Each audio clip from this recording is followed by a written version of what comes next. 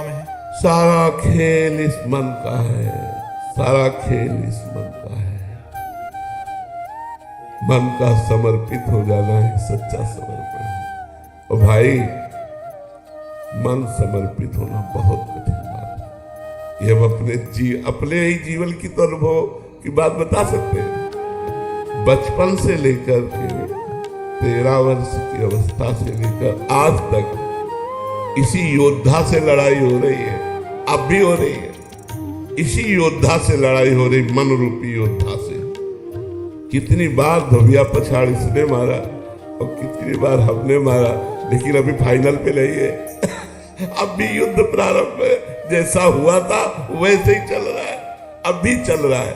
समर्पण मन का, विषया अभिलाषा का त्याग ही मोक्ष पद पर चलना है, अध्यात्म पर चलना है। विषय शून्य मन सच्चा समर्पण है। विषय अभिलाषा ही ये संसारिकता है, ये बंधन है, यही माया है। और मन का विषय अभिलाषता शून्य कर देना, कामना रहित कर देना बहुत कठिन बात है। हम जागृत में संभालते हैं, लेकिन स्वप्न में असलियत मन का स्वरूप समझ में आता है, क्योंकि स्वप्न में केवल मनोराज्य होता है, इसी का तो सारा का सारा पदार्थ। अगर आपका स्वप्न भी विषय अभिलाषिता शून्य है तो आपकी समर्पण वृत्ति ठीक जा रही है।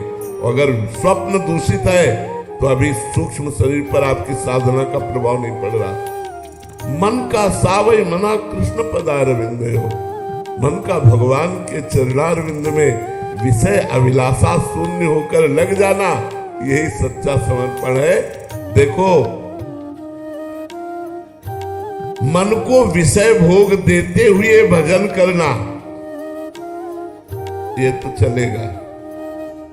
कहोगे तो अगरबत्ती भी लगाएगा, कहोगे तो मजीरा भी बजाएगा, लेकिन विषय अभिलाषा शून्य करके भजन कराना, ये सब लोग बैठे हो, सब लोग बैठे हो, कुछ न कुछ साधन भक्ति कर ही रहे हो, तभी यहां आए हो। बिना पुण्य पुंज बिन मिले न संता। लेकिन जो हम बात कह रहे हैं वो छाती की बात कह रहे हैं। विषय अभिलाषा शून्य निर्विषय करके भगवान में लगाना बहुत कठिन, बहुत कठिन, बहुत कठिन।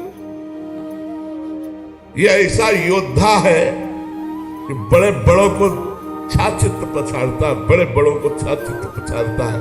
महावीर कौन जो मन को परास्त कर दे, परमार्थी कौन जो मन को निर्विषय कर दे। बहुत कठिन बात है। शायद है हमारी बात कोई समझ पा रहा हो। ये बात कोई साधक ही हमारी बात समझ सकता है कि जिस समय मन विषय अभिलाषा से युक्त हो और उसको विषय ना दे करके भगवत चरणारविंद की तरफ बढ़ाओ, फिर जब वो ताल ठोक के विरोध करता है मन। अभी आपने मन का विरोध देखा कहाँ है? यहाँ पूरी जिंदगी हुई जा रही उसी का विरोध करते हुए आज भी। तभी कहा कि जैसा युद्ध प्रारंभ हुआ था वैसा ही चल रहा है, आज भी चल रहा है। और शायद मरते दम तक हम ये नहीं कह पाएंगे कि विजय श्री मिली। वो भगवान बोलेंगे, हम नहीं बोल पाएंगे। हम तो यही बोलेंगे कि हम तो केवल सहारे पर चल रहे हैं, युद्ध का फाइनल तो भगवान जाने। युद्ध तो चल रहा है, अब भी चल रहा है। पूरे जीवन संभालते संभालते इसे व्यतीत हो रहा है, और चूक हो जाए तो जैसे नाली का कीड़ा नाली में जाता है, ऐसे भागता है। इससे बड़ा धोखेबाज, इससे बड़ा चालबाज, इससे बड़ा बलवान कोई नहीं है।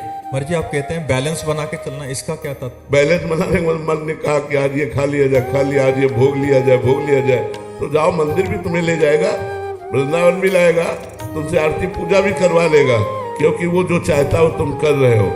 जिस दिन वो जो चाहे हो तुम ना करो, और जो शास्त्र कहते हैं, गुरु कहते हैं, वैसा केवल चलो, तब तुम्हें समझ में आएगा मन किसे कहते हैं। तब समझ में आएगा मन किसे कहते हैं। यम ही न व्यथिन्ते ते पुरुषम पुरुषर्षम सम दुखा सुखा धीरम स्वमृतत्वाय कल्पते। जो मन के द्वारा दी हुई मार को सह जाए, लाठी की मार सह सकते हैं, मन की मार सहना बहुत बड़ी बात है।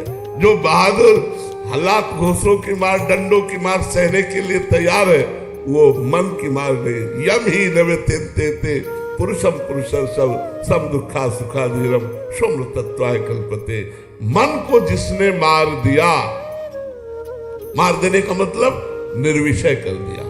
मन मार्या तन बस में कीन्हा, हुआ भरम सब दूर, बाहर से कछ दिखत नहीं अंदर चमके नूर। आपो त्याग जगत में बैठे नहीं किसी से काम, उनमें तो कछु अंतर नहीं संत कहो चाहे राम।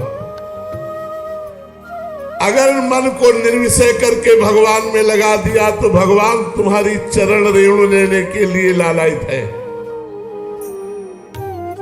जिनके लिए महिमा गाई गई शास्त्रों में, जिनके वेद नेति नेति कहते हैं, वो कह रहे निरपेक्षम मुनिम शांतम निर्वैरम समदर्शनम अनुब्रजाम्यहम नित्यम पुण्यत्यंगुरेण भी। जो किसी भी विषय की, व्यक्ति की, वस्तु की, स्थान की अपेक्षा नहीं रखते, निरपेक्ष है और निरंतर मननशील है, भगवत चिंतन परायण है, शांत है, कोई भी द्वंद्व जिनको अशांत नहीं कर पाता, मान अपमान सुख दुख लाभ हानि निंदा स्तुति, और कभी किसी से वैर जो नहीं करते, अजात शत्रु हैं जो, निर्वैरम और समदर्शनम, सब जगह एक परमात्मा को देखते हैं। ऐसे संतों के पीछे मैं इसलिए डोलता हूं कि उनकी चरण रज मेरे ऊपर पड़ जाए और मैं पवित्र हो जाऊं। अनुब्रजाम्यहम नित्यम पुण्यत्यंगुरेण भी, निरपेक्षम, किसी की अपेक्षा नहीं। बहुत बड़ी बात है भाई, बहुत बड़ी बात है। हम लोग अंदर की बात जब देखते हैं तो केवल इतना ही है, मैं आपको बताएं, पूरे जीवन की साधना का सार क्या मिला है? इतना मिला है कि हे हरि मैं आपकी शरण में हूं, बस इससे आगे नहीं। सब कुछ करने पर भी आज मैं केवल इतना कहता हूं कि जो होगा वो भगवान की कृपा से हो सकता, मेरे बनाए करोड़ों कल्प तक नहीं बन पाता। बोलो आकाश को कैसे पकड़े? आकाश को पकड़ना है, कैसे पकड़े? अब वो आकाश ही कृपा करके हाथ लग जाए तो बात बन जाए, नहीं अपनी सामर्थ्य नहीं। ऐसे समझो हमारी हालत है कि हम उस अव्यक्त परमात्मा को जो कण कण में व्याप्त है कैसे प्राप्त कर सकते हैं? जब तक उसकी कृपा न हो तब तक ये मन विषयाभिलाषा में ऐसे लगा हुआ है, कैसे तुम्हें बताएं? दिन भर खींचते रहो अपनी तरफ और एक सेकंड का अवसर मिल गया फिर वहीं गिर गया जाके, तो बड़ी ग्लानि होती कि यार धिक्कार है ऐसे मन को कि शास्त्र श्रवण, गीता भागवत नाना प्रकार के वेद पुराण शास्त्रों का श्रवण करने पर भी, ये जानने पर भी कि ये सब मिथ्या है, सच्चिदानंद सुख भगवान है, फिर भी ये भगवान की तरफ जाकर विषयों की तरफ जाता है। तो सच्ची साधना का, सच्ची शरणागति का फल है मन का भगवान में समर्पित हो जाना, मन का निरंतर भगवान में चिंतन करना, निर्विषय होकर। शर्त है निर्विषय होकर। बहुत कठिन है, बहुत कठिन है। हम कह रहे हैं इसलिए कि उस मार्ग पर चल रहे त्राहिमाम त्राहिमाम। ये मन जो व्यथा देता है, अच्छे अच्छे परास्त हो जाते हैं और इसीलिए फिर विषयों का बैलेंस बना लेते हैं। लेकिन ताल ठोक कर निर्विषय होकर भगवत मार्ग में चलना बहुत कठिन है। भगवान की कृपा, गुरु कृपा से ही निर्वाह हो सकता है, नहीं और सब बहुत सरल है सब। लेकिन मन को इच्छा रहित करके भगवान में लगाना सबसे कठिन बात है और यही सच्ची शरणागति है।